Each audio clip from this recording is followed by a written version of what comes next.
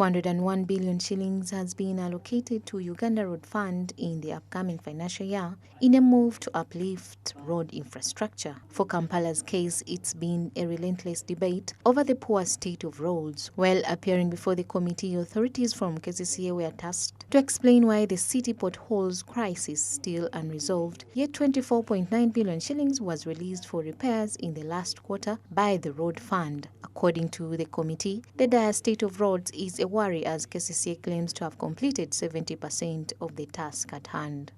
Some work that need to be paid, if they have done some work, which work?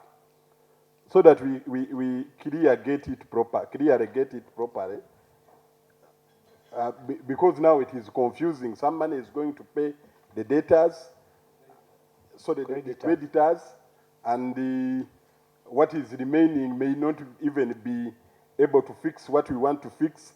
And on the other side, the engineer is saying 70% of the pothole has been fixed. So it still brings a lot of confusion. Chair, additionally, important to know which is which, because the assumption for any ordinary person is that division is Kcca'S, because you have 5 divisions as Kcca'S. There is no road that is not in any of those divisions that is under Kcca'S. Yeah? So to avoid that confusion, it's important to know which ones are under the divisions, which ones are you calling sectional roads, so that then we know. Because the more direct answer should have been, of all the potholes in Kampala, how much work has been done to fix them? Because then it can't be 70%, as you're explaining. In her response, the executive director of Kcca'S informed the committee that 70% only accounts for the 13,500 potholes, and the 33,000 potholes that fall under sectional repairs are unfinished because more money is needed as part of the 24.9 billion shillings was used to clear debts. Method, which is division engineering, patching potholes in their divisions, 70% of that is done. It was in the work plan, the money came, and they've done 70%. But that was only 13,500 of the roads. A larger section of 33,000 is not yet done, which is sectional repairs. So now that we are using figures and percentages, are we able to get a percentage of all the roads in Kampala, how much work has been done to fix the potholes? Because the other 70% you're saying is of a smaller fraction. Absolutely. So now we want the whole bigger picture. Why this is important, we want the people of Kampala to either have some hope or to engage other avenues to also help you.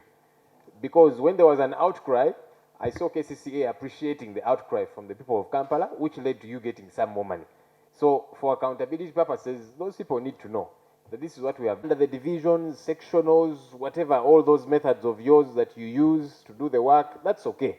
For us, we want a totality kind of, so that it doesn't confuse. Now, you see how you had earlier on confused us. We had taken it that it's 70% of everything. Then you said, no, that's divisional and so on. So give us an estimate of how much more time Kcca'S requires to completely fix the pothole situation for now. And then 2, how much more resources do you require? Kcca'S was tasked to avail the list of the roads that have so far been worked on and how much is needed to completely finish the work on all the roads in the 5 divisions. The contractors that are given these contracts, there are issues with this procurement because we have had some of the officials on the evaluation committee meant to award the contracts meet some of the bidders privately, some of the companies privately. Why are you meeting them privately? Because that would mean you're meeting to ask them for a bribe or that kind of thing. Again, we need to properly understand that issue. But also, as we have learned, those that met them quietly, their punishment was suspension for 3 months, but continue to get full pay. And we're saying then you are rewarding them with paid leave. That's not a punishment. But also, we want to have a good understanding of the disciplinary committee, sanctions committee, chaired by the deputy ED, whom we have also had several allegations against him, okay? Even his involvement in some of these procurements, including this one. And some would say maybe even the way these people were treated, the deputy ED unfairly treated them because he had a hand and so on. There's too much talk. which we must have a proper understanding of. Because you see, these roads are costing 15 billion shillings a kilometer.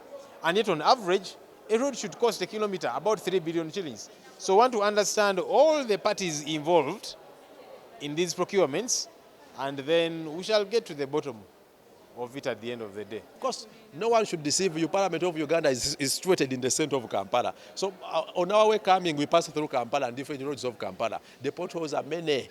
The performance in terms of repair is zero.